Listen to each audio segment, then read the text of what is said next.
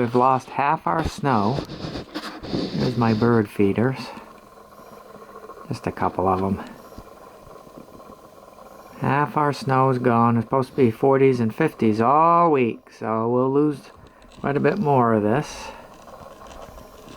as we head into warmer weather. Yes, yes, yes, we want warmer weather. But that's not what the video is about, so I'll just get you dizzy as I come over here. This is a video on this old candlestick.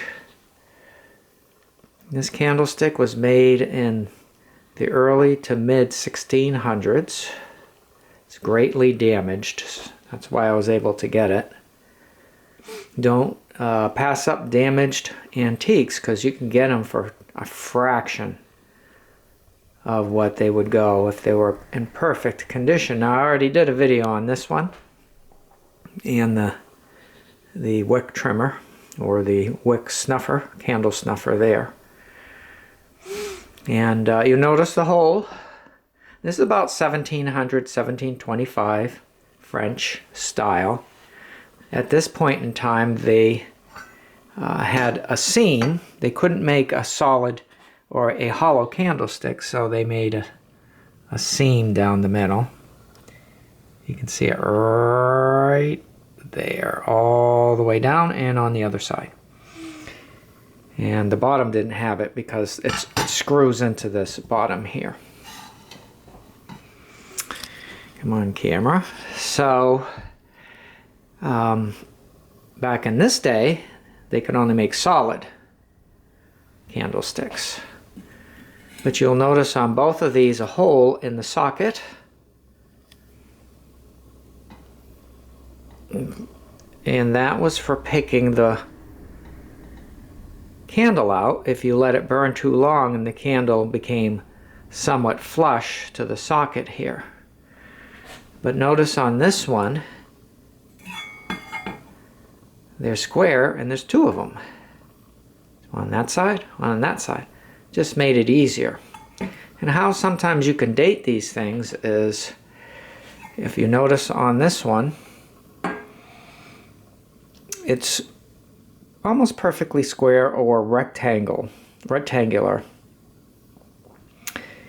And on the earlier ones, you notice the rectangle on that is up and down, but it was side to side on earlier candlesticks. And then they went to as time went on, they went to the round ones on both sides. This one only has it on one. They went to the round ones, and then eventually they didn't have them at all. Now, just because they had these areas to pick the wick out, or to pick the candle out, doesn't mean all candlesticks have it. There you could see the seam just to the right of the hole there. And there's the other one. And that goes all the way down the candlestick. So they made two halves, put them together. And this is the wick picker, or the, excuse me, I keep saying that, candle snuffer or picker, and you would use that point, and you would come over here and lift up, and you have two sides to do it. The tallow, most likely tallow or animal fat candles. And this is most likely, it looks Spanish to me, but it could also be German. Remember, at this point in time, there wasn't much in the colonies here in the United States. Plus, it wasn't until after 1820 before we started in this country making candles, or candlesticks. We imported all that stuff from Europe. Now, this right here, I should say, this is a drip tray. So that as the candle wax or animal fat, it would come down and hit here. Especially if you had to carry it. Now this is one that you didn't carry. As you could see, it'd be awkward. But if you carried the candlestick, around the room because it was dark. You didn't want hot wax hitting you. Now this one doesn't have it. And as time went on, now this one earlier, and the later or early 1710 maybe, or earlier, it would be here. That drip thing would be here. And you would carry it, and it wouldn't. I know it's not focusing. So early candles had this drip tray, and it was very popular to have it. And that way you didn't get hurt or burned. Remember, children carried these around too, because they had to see in the dark. They read by candlelight and lanterns, or all sorts of different types of lamps that had a flame. Now this was, I was looking at the bottom of this. Let me see if I can get that without it.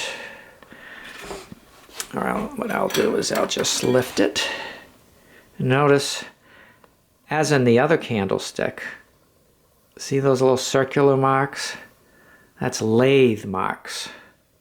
They took as much material off as they could because they sold candlesticks by weight. So it made it a little bit cheaper so more people could buy them. Plus they needed to save material because brass was expensive.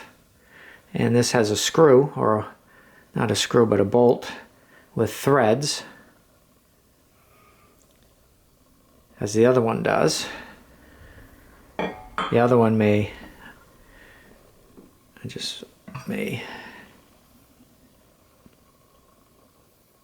and you could see some of the, not as clear as the other one, but that too is lathed. So you take as much off as you can so that you could sell it to more people and save the material. But you notice on this, on the other one I just showed, it's all brass colored. This has a blackish tinge to it. And that represents that this probably was gilded. The candlestick on the outside, not on the bottom here, was gilded. And most gilded candlesticks were used by the church. So that would be fire gilding. And you could see there some of the turning that the lathe took off material. So this candlestick here would have been gilded. Now that's long gone. That's long gone from polishing, etc. So this would have been used in a church setting or a parsonage. This is too small to, this is my hand, this is too small for the assembly hall where they would have pricket candles and pricket candlesticks. A pricket candlestick is one where you don't put the candle in the socket. There's actually a rod that comes up from the flat area. This would be flat, and there's a rod, a pointed rod that comes up, and you stick the candle on top of that. And you could have much bigger candles. So it's like a spear coming up, and you set the candle on that, push it down. So this would have been used by the church, probably maybe the priest or whatever, reverend or whatever, would have been used on his desk or maybe in his home because it's just too small for the assembly hall. And so there's a better look at it. I'll put the other one, compare it to it. And there they are together.